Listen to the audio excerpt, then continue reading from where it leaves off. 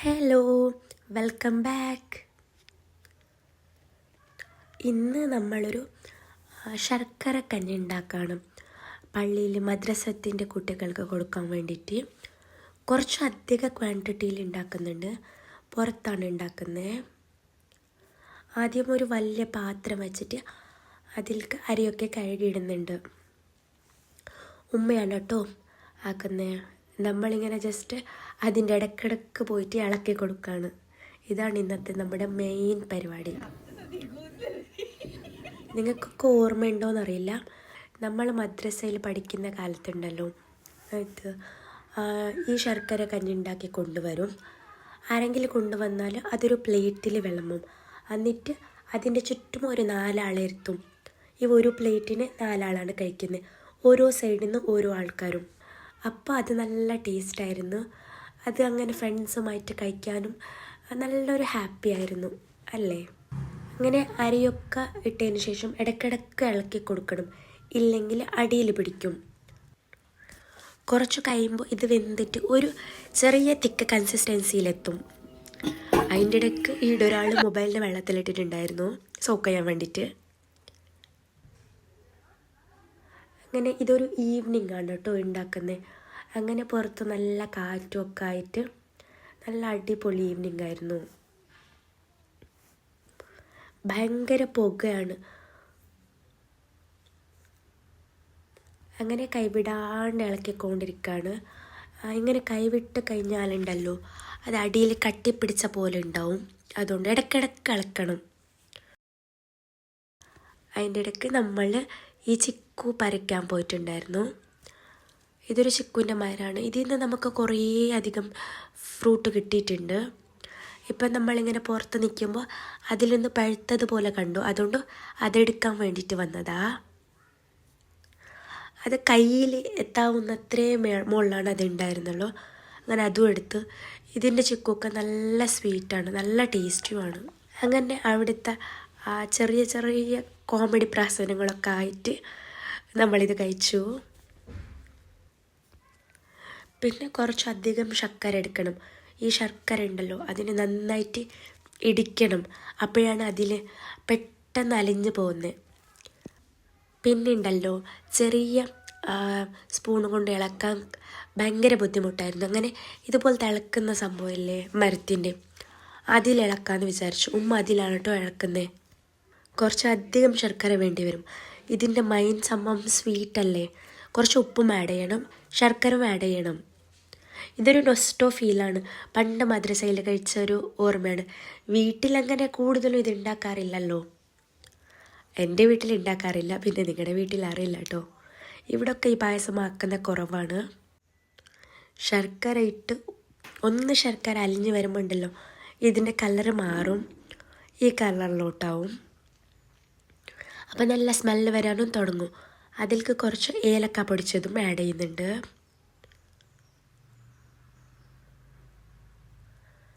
ഏലക്കൊക്കെ add ചെയ്തിട്ട് നന്നായിട്ട് മിക്സാക്കി കൊടുക്കണം. ഏലക്ക ഇട്ടിട്ട് കുറച്ച് കഴിയുമ്പോൾ തന്നെ നല്ല സ്മെല്ല് വരും. അങ്ങനെ പിന്നെ ഈ സ്വീറ്റ് നോക്കിയിട്ട് സ്വീറ്റ് കുറവായിരുന്നു. പിന്നെയും കുറച്ച് ശർക്കര ആഡ് ചെയ്ത് കൊടുത്തിട്ടുണ്ട്. ഇവൾക്ക് നല്ല ഇഷ്ടമാണ്, ഇടയ്ക്കിടയ്ക്ക് ഇളക്കാണ്. ഉമ്മ അങ്ങോട്ട് മാറുമ്പോൾ ഇവൾ ഇളക്കാൻ തുടങ്ങും. വീണ്ടും വീണ്ടും ഇളക്കിക്കൊണ്ടിരിക്കുകയാണ്. എന്നിട്ട് അതിലേക്ക് തേങ്ങ അരച്ചിട്ട് ആ അരപ്പും കൂടി ചേർക്കണം. അതരച്ച് നന്നായിട്ട് മിക്സ് ചെയ്ത് കൊടുക്കണം. എന്താ വെച്ച് കഴിഞ്ഞാൽ കുറച്ച് അധികം ക്വാണ്ടിറ്റിയിൽ ഉണ്ടാക്കുന്നതുകൊണ്ട് അത് ഇളക്കാൻ കുറച്ച് ബുദ്ധിമുട്ടാണ്. ഫുൾ എല്ലായിടത്തും എത്തുന്ന രീതിക്ക് വേണം ഇളക്കിയെടുക്കാൻ. പണ്ടുള്ള ആൾക്കാർക്കൊക്കെ എത്രയൊക്കെ ബുദ്ധിമുട്ടുണ്ടല്ലേ ഫുഡാക്കാൻ വേണ്ടിയിട്ട്. ഔട്ട് സൈഡിൽ വിറകടുപ്പിൽ കത്തിക്കണം, അത് ഊതി കത്തിക്കണം, പിന്നെ കരിയും മഷിയൊക്കെ ആയിട്ട്, പിന്നെ ഭയങ്കര ചൂടും. ഇപ്പോൾ നമുക്ക് ഒരു 10 മിനിറ്റ്സ് നിൽക്കുമ്പോൾ തന്നെ അത് ഫീൽ ചെയ്യുന്നുണ്ട്. അപ്പോൾ അന്നത്തെ ആൾക്കാരുടെ അവസ്ഥ എന്തായിരിക്കും അല്ലേ. ഇപ്പോൾ നമുക്ക് എല്ലാ സൗകര്യങ്ങളും ഉണ്ട്, ഈസി ആയിട്ട് കുക്ക് ചെയ്യാം. പിന്നെ എന്ത് പണിയാണെങ്കിലും അങ്ങനെ തന്നെയാണ്. പണ്ട് നിലത്തിരുന്നിട്ട് വീട് വൃത്തിയാക്കണം. ഇപ്പം അതൊന്നുമില്ല. അലക്കുക എല്ലാം മെഷീൻസൊക്കെ ആണ്. പക്ഷേ നമുക്ക് എന്തോരം മടിയല്ലേ, ഉണ്ടാക്കുമ്പോൾ നമുക്ക് ഭയങ്കര മടി പോലെ തോന്നും. പക്ഷെ അന്നത്തെ ആൾക്കാർ അത്രയൊക്കെ ബുദ്ധിമുട്ടിയിട്ടാണെങ്കിലും അതൊക്കെ ആക്കുന്നുണ്ടായിരുന്നു അല്ലേ. ഇപ്പോൾ ഇതോർക്കുമ്പോൾ നമ്മൾ എത്രയ്ക്ക് ലേസിയല്ലേ.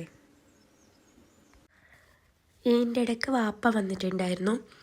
ഐസ്ക്രീമും ഈവനിങ് കഴിക്കാനുള്ള സ്നാക്സും കൊണ്ടുവന്നായിരുന്നു.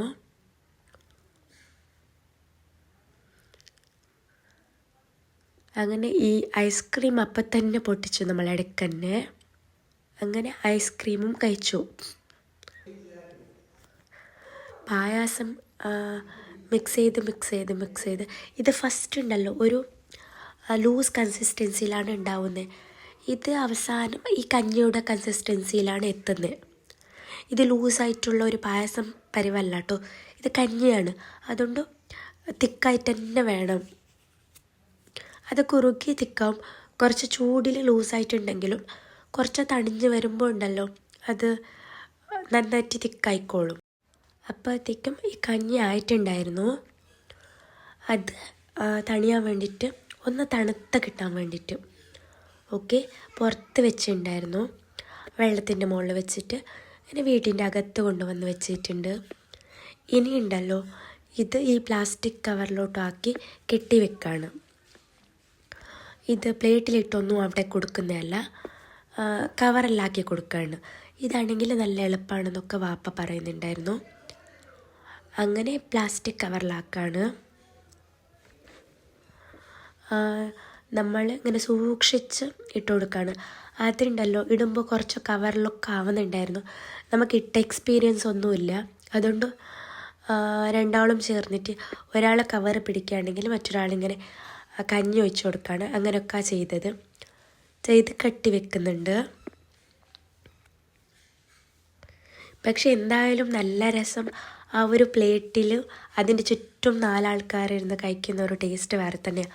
അപ്പം ഉണ്ടല്ലോ ആ പായസം നല്ല ചൂടുണ്ടാവും. പക്ഷെ അത് കുറച്ചെടുത്ത് മിഡിലെത്തുമ്പോൾ അത് തണുക്കും. അതൊക്കെ ഒരു കാലം. നിങ്ങൾക്കൊക്കെ ഓർമ്മ ഉണ്ടോ ആ ടൈമൊക്കെ? അപ്പം ഉണ്ടല്ലോ ഇപ്പം എനിക്കറിയില്ല, പക്ഷെ പണ്ട് നമുക്ക് ആ ഒരു പായസം നല്ലൊരു ടേസ്റ്റ് പോലെ ഫീൽ ചെയ്തിട്ടില്ലേ? ബാക്കിയുള്ള എന്ത് സ്വീറ്റിനേക്കാളും എല്ലാവരും ഒരുമിച്ചിരിക്കുമ്പോൾ ആ ഒരു കഞ്ഞിക്കും എന്തോരം നല്ല ടേസ്റ്റാണ് അല്ലേ. ഇപ്പം ഉണ്ടല്ലോ കഞ്ഞി ഉണ്ടെങ്കിലും നമുക്ക് അതുപോലെ കഴിക്കാൻ പറ്റുമോ? കുറച്ച് കഴിക്കുമ്പോൾ തന്നെ ഒരു സ്പൂൺ എടുക്കുമ്പോൾ തന്നെ ഒരു സ്വീറ്റിനോടുള്ള ഒരു പണ്ടത്തെ ക്രേവിങ്സ് ഇല്ലാത്ത പോലെ. ഇപ്പോൾ ചോക്ലേറ്റ്സും കേക്ക്സും ഉള്ളത് കൊണ്ടാണെന്നറിയില്ല, പക്ഷെ പണ്ട് അതൊക്കെ ഭയങ്കര ടേസ്റ്റായിരുന്നു. പിന്നെ പള്ളിയിൽ കിട്ടുമ്പോൾ അതിനൊരു പ്രത്യേക ടേസ്റ്റും ഉണ്ടാവാറില്ലേ. അത് മറ്റേ പത്തിരിയും ഇറച്ചിക്കറിയും പത്തിരിയും ചിക്കൻ കറിയും അതിനൊക്കെ അങ്ങനെ തന്നെയല്ലേ. വീട്ടിലെങ്ങനെ ഉണ്ടാക്കിയാലും ആ പള്ളിയിൽ നിന്ന് കിട്ടുന്ന ഒരു ടേസ്റ്റ് വേറെ തന്നെയല്ലേ. പായസമാണെങ്കിലും കഞ്ഞിയാണെങ്കിലും ഏതാണെങ്കിലും അങ്ങനെ തന്നെയാണ്. വീട്ടിലുണ്ടാക്കുന്നതിനേക്കാളും ഒരു 10 ഇരട്ടി ടേസ്റ്റ് കൂടുതലായിരിക്കും അവിടെ കിട്ടുമ്പോൾ അല്ലേ. അങ്ങനെ ഇതെല്ലാം പാക്കാക്കി കെട്ടി വെച്ചു. ഇതൊക്കെ കഴിഞ്ഞു കേട്ടോ. ഇത് കവറിലിടാൻ വേണ്ടിയിട്ട് വാപ്പ വരാമെന്ന് പറഞ്ഞിട്ടുണ്ടായിരുന്നു. പക്ഷെ വാപ്പ വരുമ്പോൾ ലേറ്റായിപ്പോയി. വാപ്പ വരുന്ന ടൈമാകുമ്പോൾ നമുക്കതൊക്കെ വെച്ചിട്ടായിട്ടുണ്ടായിരുന്നു. പിന്നെ വാപ്പ വന്നു, അത് പിന്നെ പള്ളിയിൽ കൊണ്ടുപോയി. പിന്നെ നമുക്കൊരു കല്യാണത്തിന് പോകാനുണ്ടായിരുന്നു. 5:30 നിക്കാഹ്. പക്ഷേ ഉണ്ടല്ലോ ഈ പായസം ഉണ്ടാക്കി പിന്നെ കുളിച്ച് നിസ്കരിച്ചിട്ടൊക്കെ പോകുമ്പോൾ കുറച്ച് ലേറ്റായി നമ്മളിവിടുന്ന് ഇറങ്ങുമ്പോൾ. അങ്ങനെ നമ്മൾ റെഡിയായി, ബേബീനൊക്കെ റെഡിയാക്കിയിട്ട് നമ്മുടെ കല്യാണത്തിന് പോകാനിറങ്ങി. നൈറ്റായതുകൊണ്ട് വരാൻ കുറച്ച് ലേറ്റാവുമെന്ന് വിചാരിച്ചിട്ടുണ്ടായിരുന്നു മുമ്പേ തന്നെ.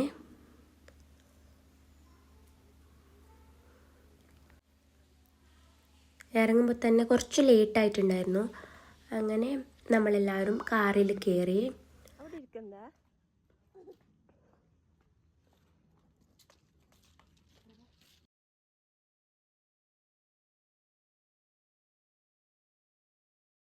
കല്യാണം ഇവിടെ തന്നെ കുറച്ച് ദൂരെയുള്ളൂ. ഇവിടെ ഒരു ഓഡിറ്റോറിയമിൽ വെച്ചിട്ടാണ് കല്യാണമുള്ളത്.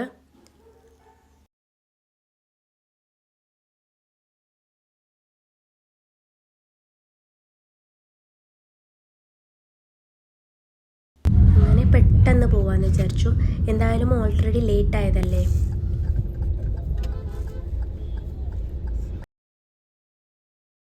അങ്ങനെ നമ്മളെല്ലാവരും ഓഡിറ്റോറിയമിൽ എത്തിയിട്ടുണ്ട്.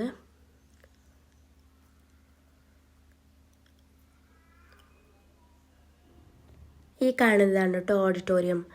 ഭയങ്കര റഷായിരുന്നു കല്യാണം. ഭയങ്കര ആൾക്കാരായിരുന്നു. പോകുന്നിടക്ക് ഈ ഫ്രണ്ടിൽ തന്നെ ജ്യൂസ് സെക്ഷൻ ഉണ്ടായിരുന്നു. അവിടെ ജ്യൂസ് കുടിച്ചു. എന്നിട്ട് നമ്മൾ അകത്തേക്ക് കയറി. ഇത് ബോയ്സ് സൈഡാണ്. എന്നിട്ട് നമ്മൾ ലേഡീസ് സൈഡിലേക്ക് പോയി. ഭയങ്കര തിക്കും തിരക്കുമായിരുന്നു. ഫുഡ് കഴിക്കുന്നവിടെ 1% പോലും സ്പേസ് ഇല്ലായിരുന്നു. ക്യൂ ഒക്കെ ആയിരുന്നു, വല്ല ക്യൂ ഒക്കെ ആയിരുന്നു. ഫുഡൊക്കെ വാങ്ങി കഴിച്ചു. അതിൻ്റെ ഇടയ്ക്ക് എൻ്റെ 2-3 ഫ്രണ്ട്സ് കിട്ടിയിട്ടുണ്ടായിരുന്നു. പക്ഷേ എൻ്റെ ഒരു ഫ്രണ്ടും കിട്ടിയിട്ടുണ്ടായിരുന്നു. അങ്ങനെ അവിടെ കുറച്ച് നേരം ഫ്രണ്ട്സിനോടൊക്കെ സംസാരിച്ചിരുന്നു. പിന്നെ ഉണ്ടല്ലോ, വേറെ കല്യാണം പോലെ കുറേ നേരം സംസാരിച്ച് നിൽക്കാനൊന്നും ടൈമില്ലായിരുന്നു. അത്രയ്ക്ക് ബിസി ആയിരുന്നു അവിടെ. ഐ മീൻ ഫുൾ ആൾക്കാരായിരുന്നു. ഭയങ്കര റഷായതുകൊണ്ട് കുറേ നേരം സംസാരിക്കാനൊന്നും നിന്നില്ല. ഇതൊക്കെ ആയിട്ട് നമ്മൾ കല്യാണത്തിൻ്റെ അവിടെ നിന്ന് ഇറങ്ങി റിട്ടേൺ വീട്ടിലേക്ക് വന്നു. പിന്നെ ഉണ്ടല്ലോ, നിങ്ങൾ ഞങ്ങളുടെ വീഡിയോ ആദ്യമായിട്ട് കാണുന്നവരാണെങ്കിൽ ഒന്ന് സബ്സ്ക്രൈബ് ചെയ്ത് സപ്പോർട്ട് ചെയ്യണേ. ഇൻഷാ അല്ലാഹ് പുതിയൊരു വീഡിയോ ആയിട്ട് ഞാൻ വരാം, പുതിയ വിശേഷങ്ങളുമായിട്ട്. അതുവരേക്കും ടാറ്റാ, ബൈ ബൈ.